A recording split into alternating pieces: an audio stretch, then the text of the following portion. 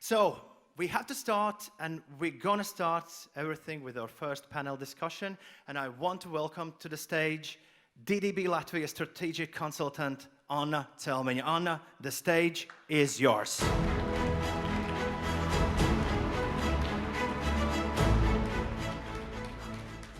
Hi, everybody. It's very hard to welcome because everyone's not yet on their phones and they're just like, what's it going to be like? I'm very pleased to have not just my personal favorite brands here in the panel, but also brands that have been shaping and shifting some of the existing habits of people in the Baltics. The beautiful case here is that some of these brands have recently been launching and entering Estonia, Latvia, and Lithuania, so we have quite fresh cases and fresh strategies that they might be willing to share. But before I go on to that, I'm just going to grab my clicker here, because I want to set the scene with some data. I work with data in my daily life, so I think data are beautiful, but in this case, they are helping us to prove the point that if you track trends over years, you're seeing some habits actually shifting. Because people say habits are incredibly hard to break. Just read any How to Fix Your Marriage book, and they're going to tell you people don't change. Habits are staying the same. Now, the data tell us otherwise. And what I want to show you today is we've been tracking Latvian habits in our data for the past 15 years and doing that on the Baltic scale in the past 6 years. It's our brand capital research, which is a list of 360 activities and lifestyle and attitude questions that we track. And we can correlate that with love of brands. But what that tells us is that we can look at the big picture, trends that are coming up that we are projecting that they might emerge even more prominently in the future, and then zoom in on the country-specific differences. Because what I'd like to find out today is how unified are we really in the Baltics? So for instance, from a global player's perspective, a global brand entering the Baltic market, we might all seem the same. They would use a universal strategy. While for us, living on the inside, we sometimes blow out the differences out of proportion. So I'm not going to take you through all of the trends, but just to paint the picture here, the flexibility trend. We're craving flexibility and buying time as never before. People say they want to work less, even if that would mean taking a pay cut. We're literally buying time in terms of our shopping and in terms of our meal preparation. The data I'm showing you here are the common denominator across all Baltic states, but are there any outliers? Are there any specifics, kings in flexibility? Apparently, and I want to call them Estonians being the kings of convenience, because Estonians, some of you might actually be here, they would rather purchase convenience and choose that over price as a reason to buy, whereas Latvians are seen as way more price sensitive. And ease of using is definitely something on Estonians' minds. The green trend, where are we with recycling? Greta has been on our minds these past 2 weeks. What are we like when it comes to recycling habits? Now, it's really truthful to say the green living trend is going off the charts because people are increasingly limiting the use of natural resources, sorting their garbage per household, and this is one of the strongest trends we've been seeing. But who are the outliers here? You want to take any guesses? My guess wasn't true. It turned out Lithuanians seem to be the eco-friendliest. Congratulations. They prefer, and not just that, by far, they're willing to do stuff themselves, but they also choose brands that are advocating for a clean environment. So if you're willing to launch in Lithuania, think about your green living CSR strategy there. Waste sorting containers are being located quite close to their home. Chicken or the egg problem. Are they here so I can sort waste, or are they here because I'm advanced in my waste sorting habits? Latvians, loving natural products, would rather pay more for a product with more natural ingredients, but Latvians would rather sort less frequently than their neighbors. Estonians, I want to call them the green altruists. Why?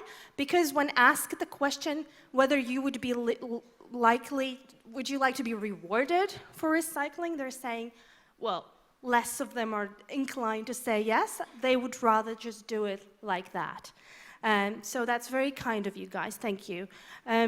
What happens in terms of food? I can't take you through all of the food trends and habits here, but what the correlation I found interesting here is that, okay, the fast food restaurants are slightly rising. At the same time, we are keeping an eye on what we eat, trying to keep weight under control. Where does that take us? Increasingly feeling guilty when I eat at a fast food restaurant. Makes so much sense, doesn't it? Estonians, in this sense, are much more open to fast food. So I guess there is a point to be made that if you're a fast food restaurant or a food delivery chain, hint, hint, someone is going to be here in the panel, it would make sense to launch first in Estonia. And Lithuanians, I love this so much. They say, I am more interested in food than others. They're so interested, they are saying, I have no problem to attend a restaurant on my own. So there's that genuine love for food, not necessarily fast food. Again, so we're seeing some trends and we're seeing some rule breakers among us. And then the indoor trend, my absolutely personal favorite.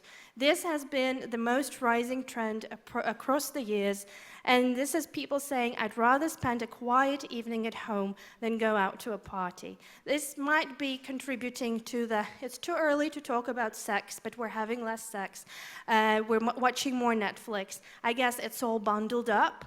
But who would you say are the outliers here? Who are trying to break the trend out of the Baltic countries? Any guesses? Lithuanians are breaking the trend. They're not as likely to spend a quiet evening at home, and they definitely want to go out to a bar or a pub. Jesus. Okay, so this is just an example of how you can zoom in on the differences that might be helpful when you're looking into some tactical tweaks on your pan-Baltic strategy. We're not that different, you and I, but when it comes to minor differences, it makes sense to actually track them. Now, finally, Baltic patriotism. Is it a thing or not? I feel a sense of belonging to the Baltics. Can we refer to Baltics as local? Latvians are much more inclined to say that they feel a sense of belonging, probably because we're stuck in the middle. We have no one else to belong to. However, when it comes to considering Baltic products to be local, it's the Lithuanians who are saying, yeah, that's local. Well, maybe that's because all of the Baltics are loaded with Lithuanian products. So I guess that sort of makes sense. But I think it's fun to see that we're at least in the double digits with Baltic patriotism. And we're going to have in the panel 2 brands that actually have Baltic in the name, Eco Baltia and Air Baltic. So we want to see whether that helps. So without further ado, I want to start discussing how have the largest Baltic brands helped shape our habits. And now I want to be welcoming on our stage our panelists. Can we have some panel slides, please? Lise Ristal, General Manager from Wolt from Latvia, Lithuania, and Estonia.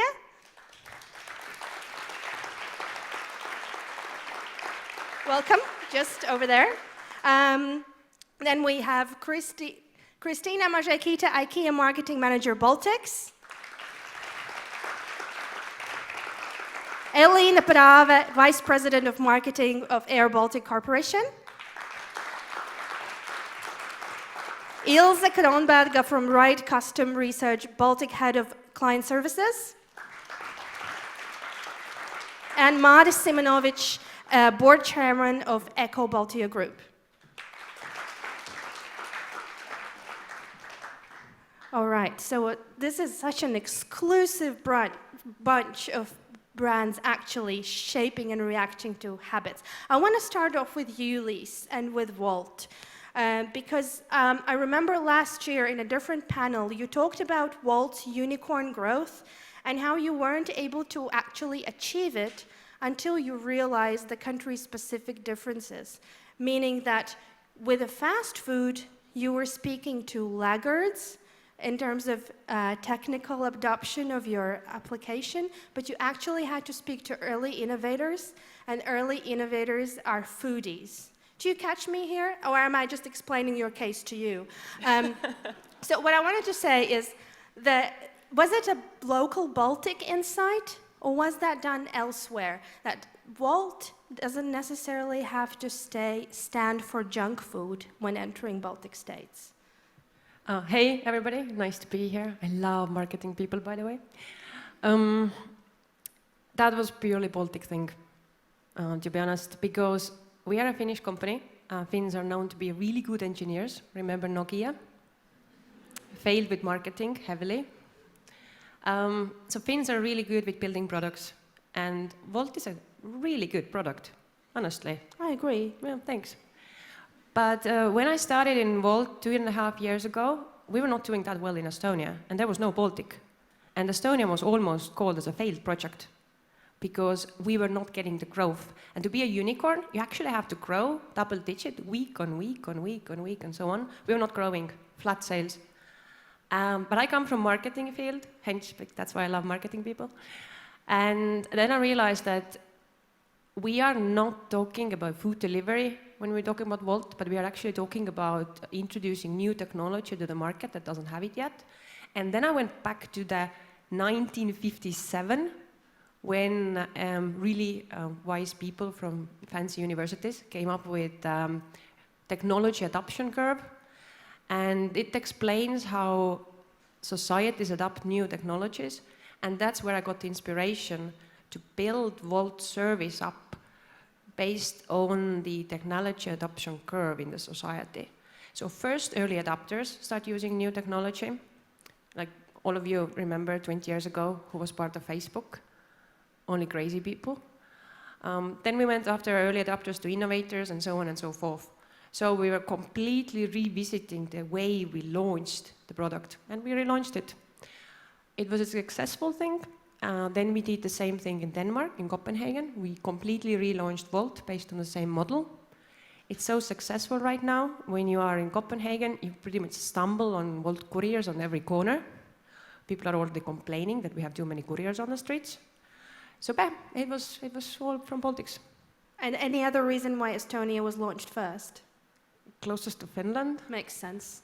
I wanted to stick with Estonia for now because in IKEA's case, it made big PR news recently, Estonia becoming the world's first country where IKEA was launched digitally first. Why? Why this decision, and why there? As you know, probably, hello once again. I'm glad to be on the stage. So last year we opened our freshly new store in Latvia, and we noticed that there are many Estonians visiting Latvian store on weekends. So IKEA's ultimate goal is to be more accessible, and we wanted to make a bridge between Estonian and Latvian at the timely manner. So we did many researches in Estonia, and we find out that Estonians are digital savvy, and for them it will be easy to be digital customers. So we decided to open country digitally first. And it was a unique step in IKEA world because we are the first in the world who did it.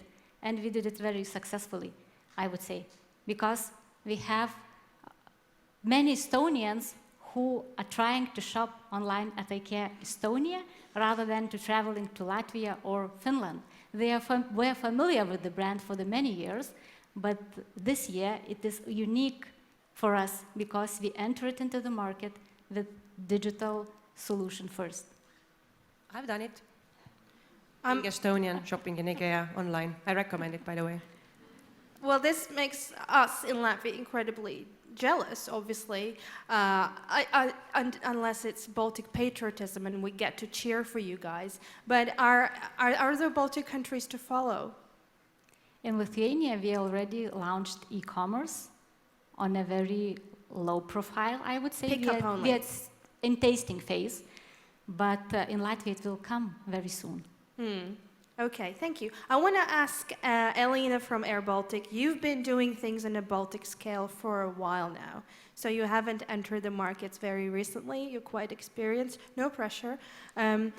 But what I want to really find out whether you're seeing differences in habits with regards to your industry. Are we flying differently, us Lithuanians, Latvians, and Estonians? Hello, everyone.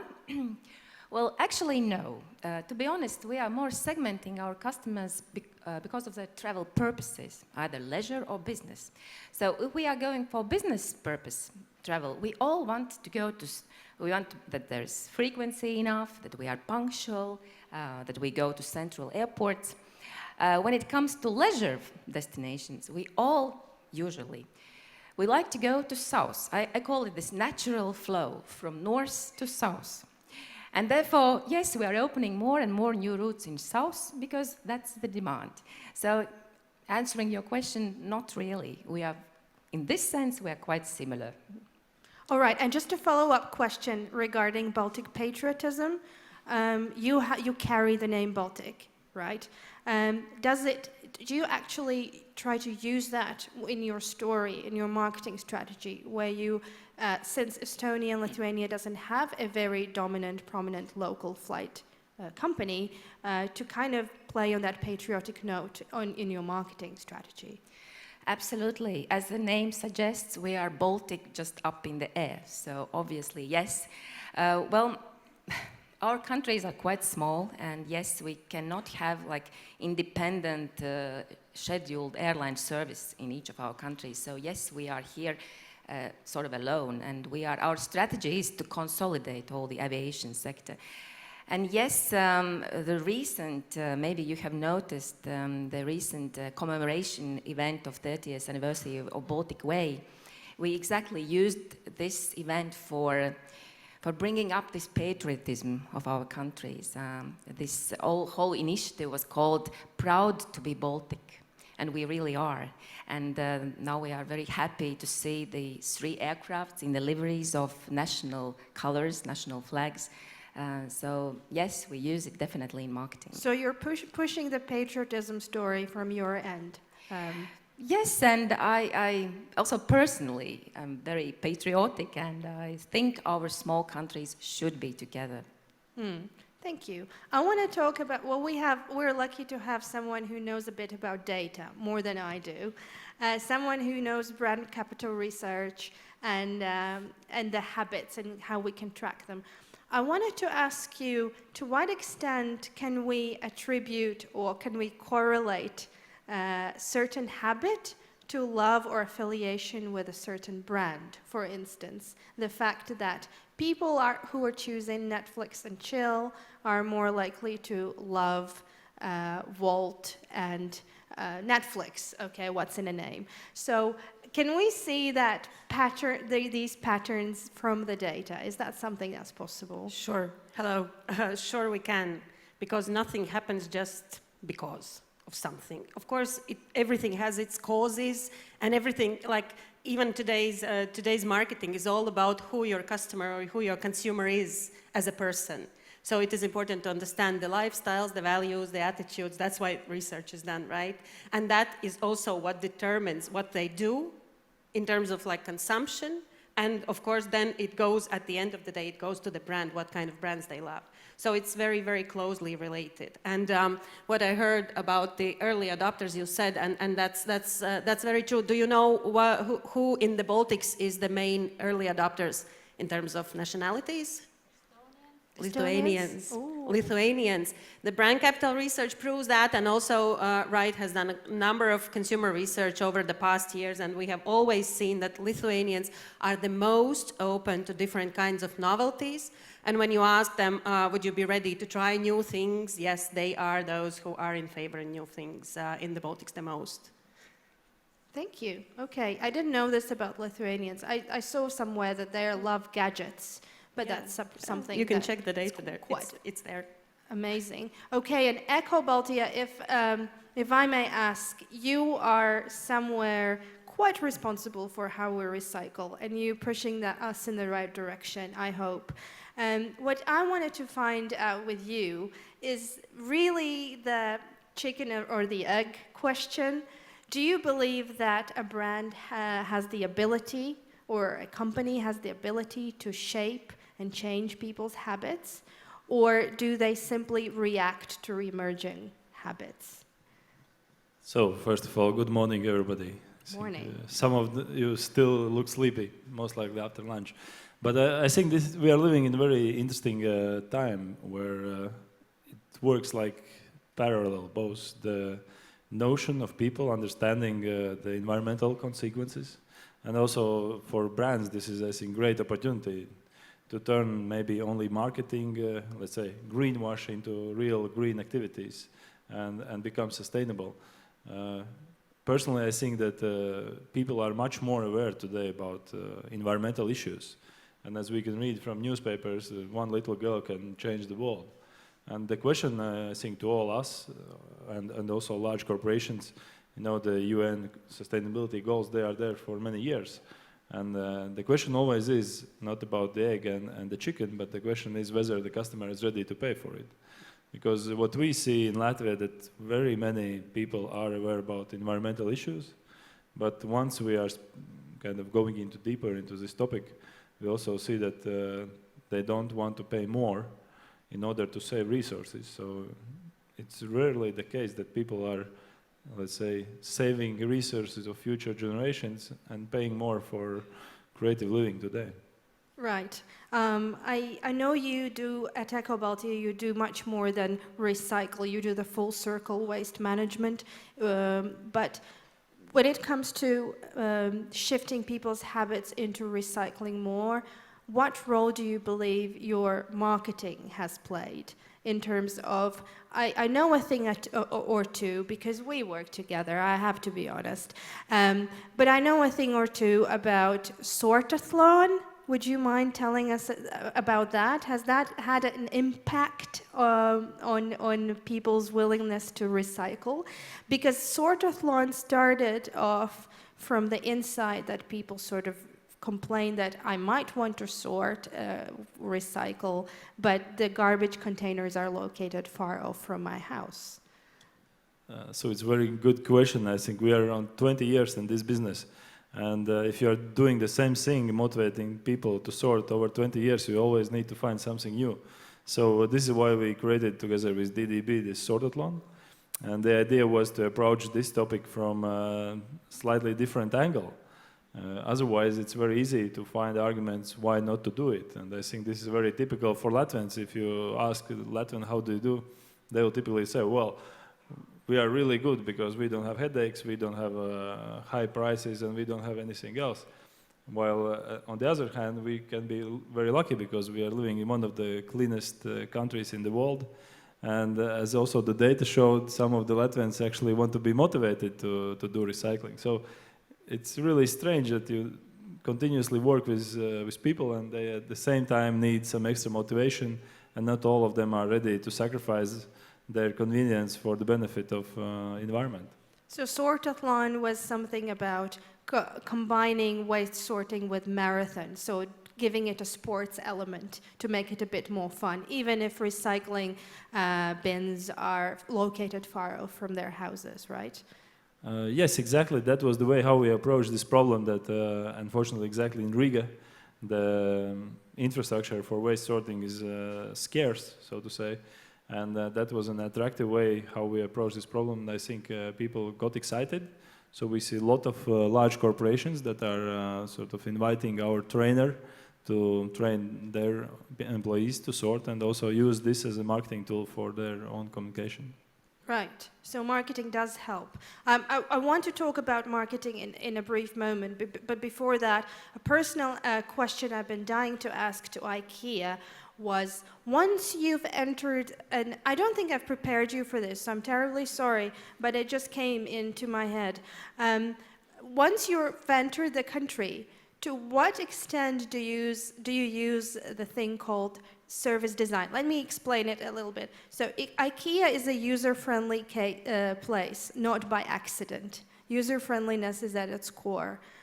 To what extent, once you're present in the country, do you want to localize your product, services, and communication to make it appealing and user-friendly? Just a quick personal example. I used to live in Tatarstan for a while, and IKEA was my Western oasis where I spent some time, and it looked just the same, except for the carpet section, which was all like wonderfully full-on Russian bright colors. Is it like, when you entered the Baltic market, did you like really push the candle section or the pans for boiling potatoes or whatever that is that we like? I would say that everything starts with the home visits. We want to understand the conditions, how people live, and what are their dreams and wishes. This is the starting point. Then we want to show how with IKEA they can live better everyday life. It means it's upgrade. It's not like carpet hanging on the wall. So we have core range, of course, but we are quite open to adopt to market needs. We know probably that in Lithuania and Latvia and Estonia, we have sofa beds, and it's market specific. Because if you go to UK, probably no one is sleeping on the sofa bed, they sleep in the beds. But in our countries, we do sleep on the sofa beds because we live in very, very small apartments. So we want to save space for the daytime. That's why at IKEA range, we finally have sofa beds, because usually we wouldn't have it because it was special market request. Then food. If you go to the local restaurants, you usually see that it's local adaptations, not only Swedish meatballs. We have local soups, pink Lithuanian soup, and Latvian dishes. When we have store in Estonia, we'll definitely have Estonian signature dishes on our menu. So we can shape it. Also with the services. It's like mandatory set of services we are providing: delivery, assembly, measurement. But if there is a need to have designer consultation, after the TV show, we see that people started to write our designers, for advice, and suddenly we find ourselves at the meeting room thinking, maybe it's good to start the designer service and service people IKEA way and consult them how they can make their living room or bedroom. All right. Is anyone else, can anyone else follow up on this in terms of how you're tweaking your strategy? I actually wanted to add to IKEA. I think IKEA invested quite a lot of energy to motivate Latvians to sort cardboard, because there's a lot of cardboard coming together with IKEA stuff. And also, the sustainability agenda, it's our third strategic way forward, and we are so much concentrated and focused on sustainability implementation. And it's not necessarily more expensive, because sustainability is embedded in each of the IKEA's product. And you can see that you can buy sustainable product for the same price. Of course, we have our market specifics we want to save money while using sustainable products. So this is the approach how we are entering into our markets. We want to say people that if you use LED lamp, you can save. If you use specific nostril on your water tap, you can save water as well. So we go into our customers' heads through this being smart approach rather than being sustainable approach. Can I add on that? Yeah, of course. Thanks. I think you're really right. It's easy actually to be sustainable, but what we have noticed quite often, and I come from delivery industry, we produce a lot of garbage. What we quite often see is that people do want to be sustainable, but they don't want to pay for that necessarily. And when it comes to food packaging, then eco-friendly packaging that is dissolvable in the water is 2 or 3 times more expensive than the plastic shit. And it's really difficult to actually turn around the businesses to take the cost on their side. And when you're doing it, it's really, really nice. And customers don't want to pay it. So, for example, what we started to do, and starting from next week in Riga as well, we started to hand out free paper bags to restaurants to reduce the plastic clutter, just hoping that this little step will help them to make an extra step to adopt for eco-friendly packaging. And we're also, from our side, are highlighting the restaurants more who are taking the step for more environmentally friendly packaging. quick follow-up question. Was Riga following Estonia's eco-friendly packaging case? Or were we the most eco-conscious and that's why we got the eco stuff? I think all our customers are really conscious about the environment. I really hope so. I think we have the best customers out there. But when it comes to money, people don't really tend to spend extra when it comes to, you know, extra eco-friendly packaging. So we are taking the other approach, and we are incentivizing restaurants to take the step and start offering proper packaging and quality that doesn't hurt the environment. Right. I actually have a question to all of you guys. To what extent brands that you represent have the ability to completely change habits? Obviously, not like 180, 30, 360 degrees, but I strongly believe IKEA is doing something about furniture not being for life, and maybe adding maybe a kind of a disposable element to it, the whole assemble it yourself. It's creating new habits and new fights among spouses, I guess, with the assemble process. Wolt, I think, is definitely changing in what happens in the kitchens. Baltic is definitely changing it, what happens in the kitchens, because I have a lot of containers located in my kitchen now.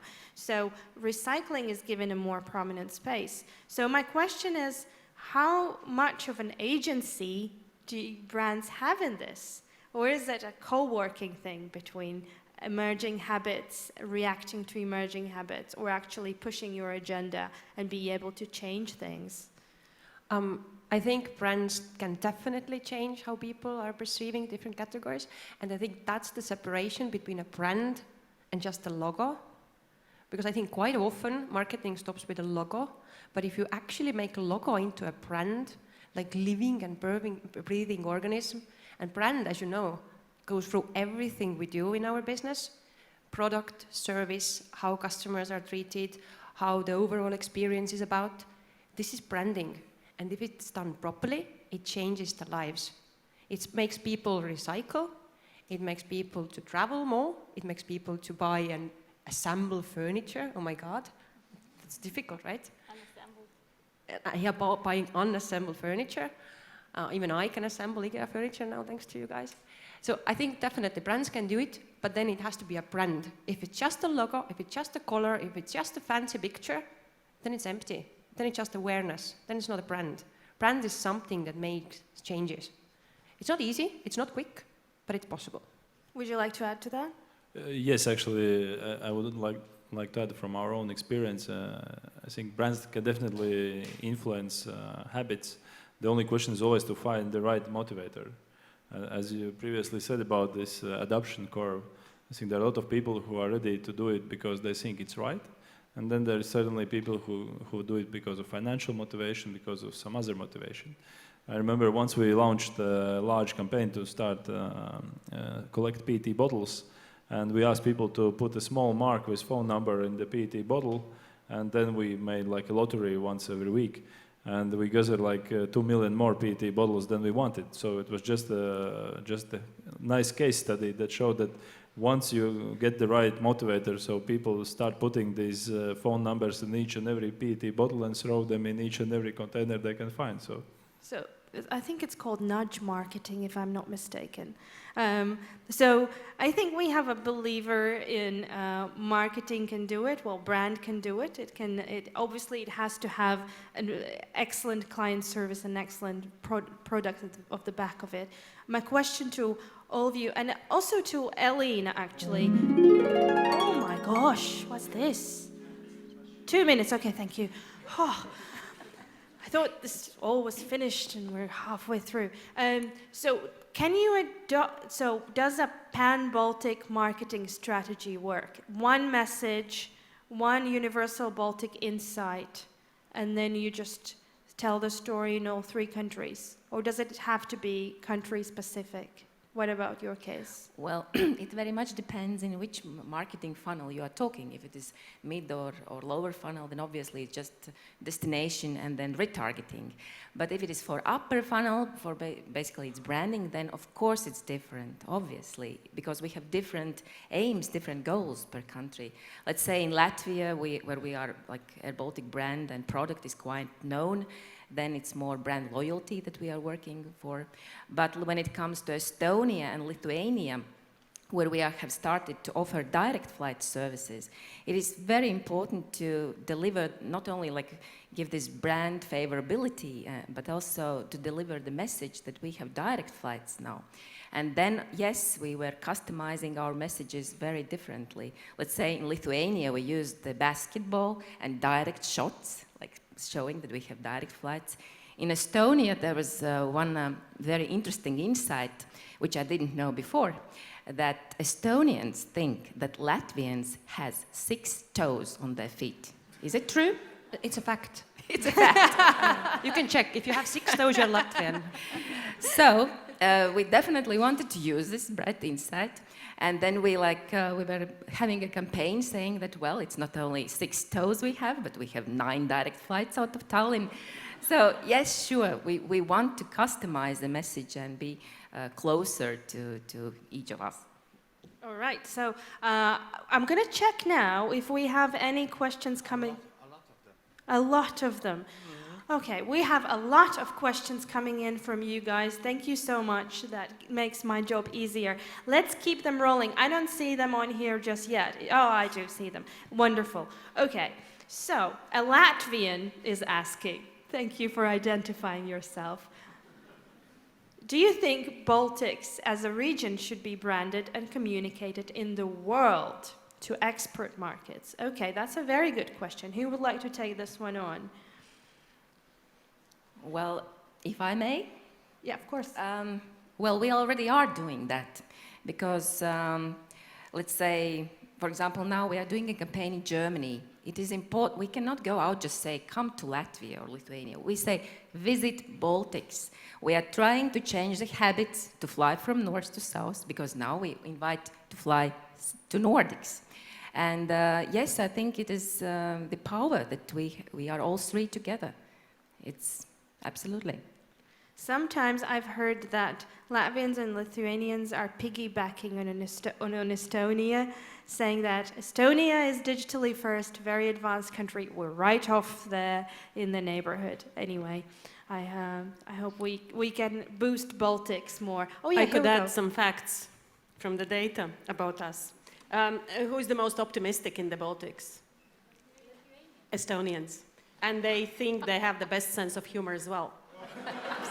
So don't joke. That's Come on, really 6 true. toes, guys. That's a killer one, right? And what's interesting, they are also most cooperative, and they more speak their mind as well. And if there is still anyone who makes jokes about slow Estonians, beware. They like the feeling of the speed the most in the Baltics.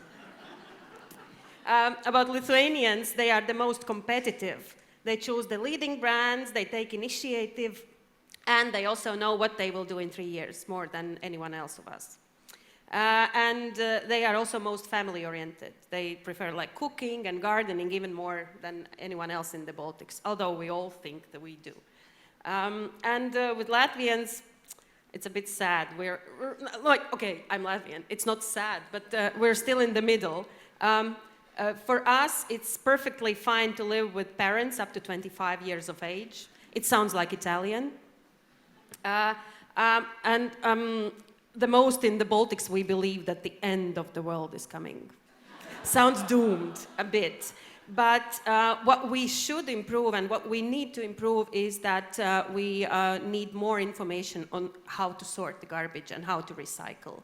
And we would need more containers. That's true. That's what people also say. Okay, interesting. I hope it's still on there. There was a question about the Russian-speaking audiences. Can we put that one back on? Because I think it's a question that's very relevant. We speak about Estonians, Latvians, Lithuanians, obviously, including the Russian-speaking populations, and our data include them.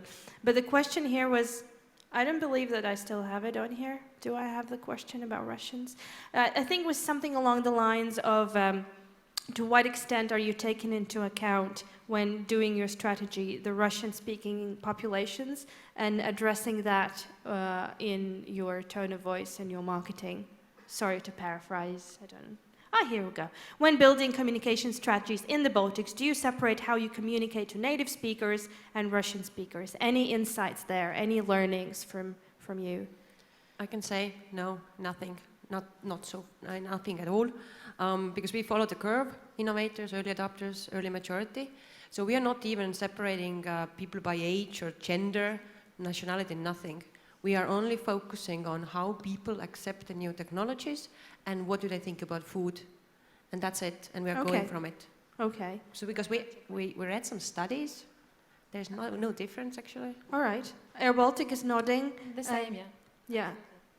Echo Baltia is nodding. Well, No? actually, since we know that there is a different population split in different regions of Latvia and also in Riga, so we definitely know that those regions where there is more Russians, nothing personal, they are a little bit worse sorters. So I think this is something to deal with. And if we speak about our strategy, I think we are maybe a little bit guilty here, because most of our communication is obviously in Latvian. And even we know that if we have to go to TV show, radio show in Russian, so the Russian language speaking about waste is not sexy at all. So. Okay. Okay, I'll go with this one. Could it be true that Estonians are not welcoming Latvian and Lithuanian companies in? That's a tough one. I think I'm the only Estonian up here, right? And you know what I read in the freak fact data that was presented? Estonians are most likely to speak their mind. So that's why you need to take this question up. Yeah, you met me, right? I don't scare off easily. I actually don't think it's true. If you look at today's business scene in Estonia, there are more and more Lithuanian-owned companies acquiring Estonian companies or Latvian or international companies. So I don't think it's true. I think Estonians are really business-oriented and very much oriented into finding a common way how to go forward and make money. Estonians are very much driven about making money. It doesn't matter what nationality you come in or how many doughs you have. We like your money. All right, now there's a tricky question for Air Baltic. Every flight begins with the world's national airline of Latvia. Uh-oh. Don't you think you should do more to build brand in Baltics, considering the way you entered the Lithuanian market? Can you take this one up? Well, yes, we are national airline of Latvia. We still are. Yes, we want to be Baltic flag carrier. So, very good idea. We'll think about this, how to become more in Lithuanian market, yeah? Entering. Okay. A valid point. I will take it up, but yeah, we are Latvian national anyway. National flag carrier. Okay, so Latvian/Baltic. All right. Two questions to IKEA. Which one is sexier? How does your marketing strategy differ from the overall Swedish one? How do you adapt to the local market? I think we covered it a little bit. I think we've covered, but I can repeat once again that we are not implementing strategy in the full extent in our countries. We have a right to do local adaptations, and we do for the Baltics. So I'm responsible for the marketing strategy for the Baltics, and together with my team, we do strategies. So it's purely local version. Okay, makes sense. And a quite specific one, marketing of the Boklock. Have never heard of it. Flat pack homes is an incredible concept from marketing perspective. Could this also come to Baltics? Do you know what that is? Anyone else knows what that is? No. Okay, skip it then. Okay. I have actually one question to the rest of panelists. If you know that sustainability costs more, would you be ready to sacrifice part of your sales for more sustainable products to be offered to your clients? I think IKEA already started the journey, and as I mentioned, that sustainability already is on our agenda, and sustainability will be embedded by 2030 into all IKEA's products. So we are refusing to sell plastic products and polyester by 2030 in our stores. So we are already on the journey. All right. Okay, there's one follow-up. We'll just have one more question. Sorry? Maybe Walt can also answer. Yeah, please go on. We are actually already taking in some cut. We are offering lower commissions to restaurant partners who have eco-friendly packaging. Because for us, it's important that end customers, get the best possible feeling when they get the food, best possible experience, and you don't want your food to arrive in a plastic something that takes decade to rot in the nature. So yeah, we are taking the business cost as well. All right. I want to finish off with one more question. The role of different age groups in adaptation of new habits. Is it really so that youngsters play the main role? What did the data say? Is it true?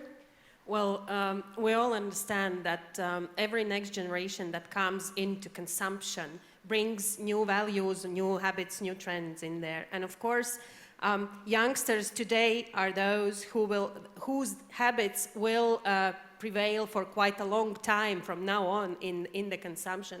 So of course, those companies who do not look at youngsters, they don't, most probably they don't have a future in there.